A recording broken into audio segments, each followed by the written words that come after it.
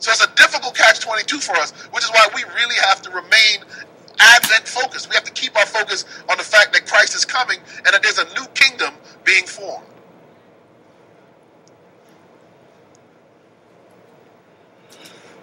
Another one says the wall between churches and state will be broken down and Protestant American Christians will look to the Pope.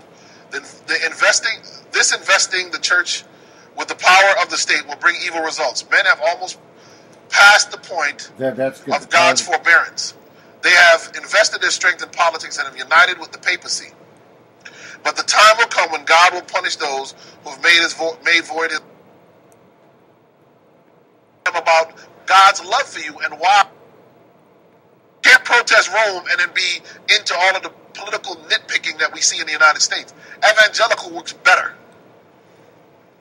Evangelical Christians have been drawing closer together in recent years, according to a new book that explores growing influence of Christian voters. Notice, it's all about politics. This is how the beast is really going to work in the United States to get these Sunday laws passed. Dale Hudson, the executive director of the Morley Institute for Church and Culture in Washington, D.C., age-old grievances have gradually receded to the point where Christians from various denominations have joined together to resist secular assaults on shared values. Onward, Christian soldiers, the growing political power of Catholics and evangelicals in the United States. Could Ellen G. White have written that any better, what she wrote? And when you look at what is written in one of the headlines from a little over a year ago. Yet people say she has, she's not a prophet.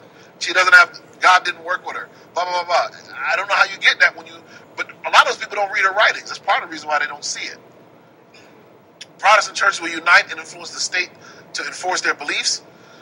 Ellen White says, when the churches of our land, uniting upon such points of faith as are held by them in common, shall influence the state to enforce their decrees and sustain their institutions, then will Protestant America have formed an image of the Roman hierarchy. This is why when they want to put the Ten Commandments up in buildings and they're fighting for some of the things, we have to really be careful. We are in a catch-22 as Seventh-day Adventists. On the one hand, we don't like the very liberal onslaught on society that destroys marriage and righteousness and good moral principles. But on the other hand, we know that we have to be careful when we start trying to support the legislation of moral issues and moral things and even biblical things, because we understand that once that train starts out of the gate, it's going to be hard to get that train back. And so we're in a catch-22, because in essence, I can agree with much of what the conservative right-wing Americans believe on moral issues. I don't believe we should have gambling parlors everywhere, medical marijuana clinics, rampant abortion going on in our country. But I know that the more, if I jump on that bandwagon and we push that train is going to stop at a Sunday law. That's the station it's going to pull into. So it's a difficult catch-22 for us, which is why we really have to remain Advent focused. We have to keep our focus on the fact that Christ is coming and that there's a new kingdom being formed.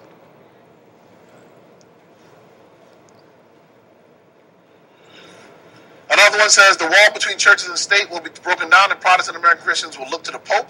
Then investing the church with the power of the state will bring evil results. Men have almost passed the point of God's forbearance.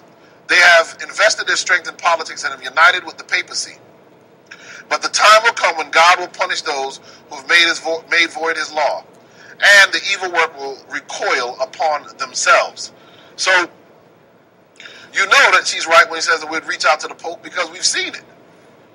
I watched Laura Bush on CNN with Larry King and her daughter talk about the Holy Father and how blessed he was and how peaceful he was. I mean, she spoke as if she had met Christ himself. Laura Bush, and the Bushes are, theoretically at least, Protestant. His brother is a Catholic, the former governor of Florida, Jeb Bush. But here you can see, there's a strong, he's with the rabbi, here he is with the president of the United States. Barack Obama's already met with the Pope as well in Rome. So, people get this big thing between the different presidents. You're just changing puppets. If you're not, you got to be politically savvy enough. If there was a huge change coming, we would no longer be in Afghanistan and Iraq. You could pull troops out anywhere if you want to. It's not that different. There's some subtle differences between the two parties, but they're not huge differences. And one of the ways that you know that is, he is a fixture in all of them. There's not been a president that doesn't go and make sure that the Pope of Rome is happy. Whoever the Pope happens to be at that time. So Benedict gave a resounding endorsement of the role of religion in democratic society today. The need for global solidarity is as urgent as ever in an age of extremism and terror. So they used the war on terror to do this. The pontiff was greeted on the White House lawn by the President George Bush, plus a 21-gun salute and a serenade from a world-class opera singer. Bush gave an address that rang through with conservative political ideas, saying the United States needed the Pope's